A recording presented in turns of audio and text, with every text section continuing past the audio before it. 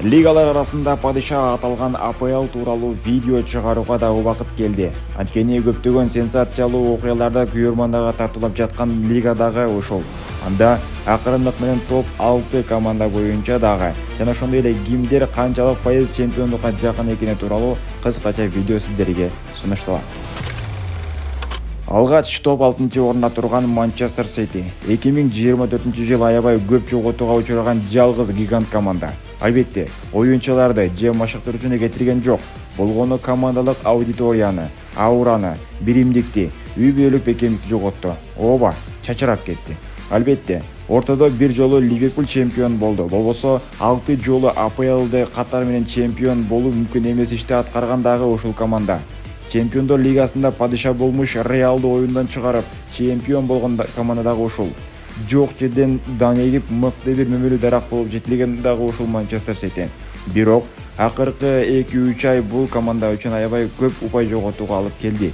Азыр Чемпиондор лигасында да, Премьер лига жадыбалында дагы абалы кыйла-начар. Турнирлик жадыбалда Манчестер Сити 19 оюнда 31 упай топтоп 6-орунда келе жатат. Бирок бул Манчестер Сити. Алар каалаган убакытта ойгонуп чемпиондукка талапкер болушу мүмкүн. Ал эми 5-орун. 19 оюнда 32 упай топтой алган Ньюкасл. Албетте, бул команда дагы көп жылдардан бери чемпиондук жолуна түшүү үчүн эмнелерди гана кылбады. Оюнчуларды утуру кайра алмаштырды, бирок жыйынтык жок болду. Албетте, топ 4 команда сабына кошулуп чемпиондор лигасында катышууга мүмкүнчүлүк алышты.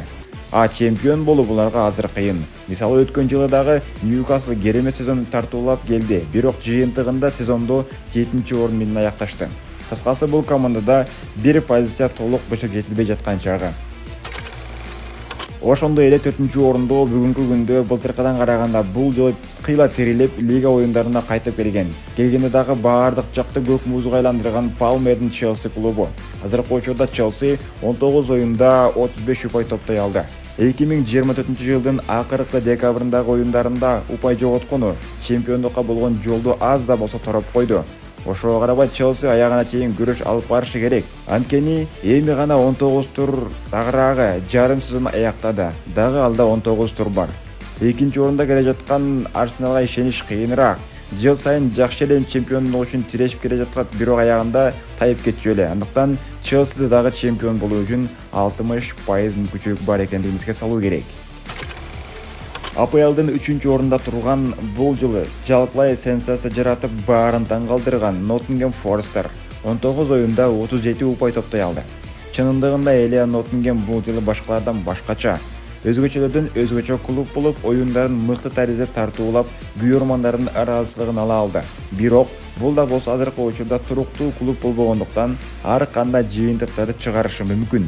Балким жыл аягына келип өтө төмөнгө түшүп кетет. Мен бул команда тууралуу эч нерсе айта албайм. Эгер сиздин пикириңиздер болсо, албетте ал пикириңизди комментарийден күтүп калам достор. Мен болсо кечээки жеңиштен кийин 2-орунга көтөрүлгөн Артетанын Арсенал шакирттери тууралуу. Бул команда жогоруда айткандай эле сезонду жакшы баштап, улантып, аягында келип таштап жиберчү эле. Буга чейин 2 сезон ошондой сценарийди тартуулады. Эми бул жылы жок дегенде жакшы жыйынтык чыгарса керек деп ишенем. Анткени ансыз да АПЛда Ливерпулдун артынан кууп, аларга да аз да болсо тааныштык кылып жаткан жалгыз клуб бул Арсенал. АПЛ лидери баарыңызда билгендей эле Арне Слоттун Ливерпулю. Ооба, бул клуб азыркы учурда АПЛ болсун, Чемпиондор лигасы болсун, баарын чачып, накта лидерге айланды. Азыркы учурга чейин жеңилүү дамын унута жаздаган бул команда мыкты бир формасында экенин, анан да бул жылы АПЛ жана Чемпиондор лигасында жеңүүчү болууга негизги жападан жалгыз команда экенин эскерте кетели. Албетте, бул нерсеге башка машыктыруучулар дагы чоң роль ойнойт.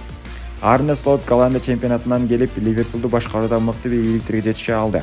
Бирок Ливерпулду мындай даражага жеткирген Юрген Клоп экенин да унутпашыбыз керек. Анткени Арне Слот болсо даяр продукциядан мыкты тамак беширип жаткан чагы. Ансыз да Ливерпул бул жылы баарына даяр болуп калды. Лиганын жүрүшүндө каршы чабуулда күчтүүлүгүн, коргонууда эч кимден кем калышпасын. Өткөнгү Реалдай камбектерди удама-уда кылып жаткандагы чемпиондукка болгон жолдо Ливерпулдун ташталып жаткандыгын туюндурат. Андыктан азырынча чемпион болууга талапкер бир гана мына ошол Ливерпуль. Эми АПЛдагы башка топ клубтар Тоттенхэм таптакыр эле жок болуп кетти. Манчестер Юнайтед чемпионшипке түшүп калбоо үчүн аракетин кылып жатат. Эртең жакында Манчестер Юнайтед дал ушул Ливерпулга каршы беттешке түшөт. Анан да Манчестер Юнайтед тууралуу сөзгө келсек, ошол эле пикир достор. Бул клубга кемчилик машыктыруучуда эмес, тактай атканда эң негизги күнөө койчуда эмес, койлордо экенин дагы бир жолу эскертип кетүүбүз абзел. АПЛ чемпионатына жагдай ушундай достор. Ливерпул азыркы учурда тагыраагы толук түрдө чемпиондукка жетейин деп калган чагы. Ал эми Чемпиондор лигасында толук кандуу тагдыры чечиле элек. Ал жакта Манчестер Сити, Ливерпул, Реал Мадрид, Бавария, Мюнхен сыяктуу топ командалар кайра өзүнүн ордуна кайтып келиши толук түрдө күтүлүүдө.